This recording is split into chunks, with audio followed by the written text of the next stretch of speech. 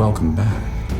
La série House of Cards est produite par David Fincher. Elle nous plonge dans le pire des coulisses de Washington. Du sexe, du pouvoir, des morts, mais pas trop. House of Cards a tout ce qu'il faut dans une série politique américaine. Elle est haletante et en constante progression. Faut quand même savoir que la première saison s'est ouverte sur le meurtre d'un chien et qu'elle s'est terminée sur le meurtre d'un homme. Regardez Frank Underwood placer ses pions méticuleusement épisode après épisode, c'est un pur bonheur et ça réveille le petit côté sadique qui sommeille en nous. Et je suis complètement hypnotisée à chaque apparition de Claire, la femme de Frank. Quand elle entre dans le champ, je me dis « Oh mon Dieu, qu'elle est élégante !» Après quelques répliques, je me dis « Oh mon Dieu, qu'elle est rusée et intelligente !» Et enfin, je me dis « Mais pourquoi reste-t-elle accrochée comme un koala à sa branche à Frank alors qu'elle a tout pour devenir maîtresse de l'univers ?»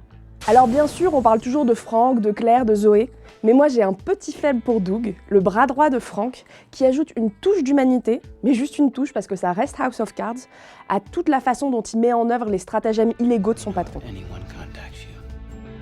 On n'avait encore jamais vu une série aussi magistralement réalisée.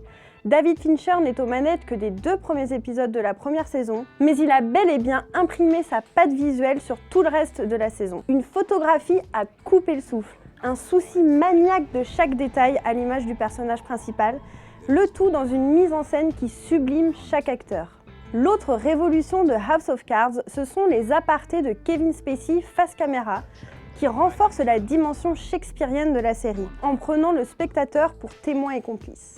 Moi, mon aparté préféré, c'est celui où Frank se retourne vers nous pour nous expliquer la différence entre pouvoir et argent. Money is the McMansion in Sarasota that starts falling apart after 10 years. Power is the old stone building that stands for centuries.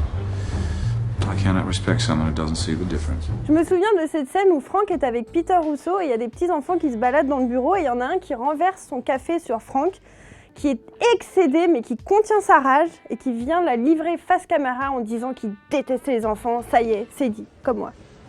I'm not going to lie. I despise children. There, I've said it. Moi, ce que j'espère pour la saison 2, c'est des personnages féminins encore plus forts. Je veux que Claire, elle couche avec des mecs, pas par amour, mais juste pour les manipuler ou parce qu'elle en a besoin pour X ou Y raison, comme Frank.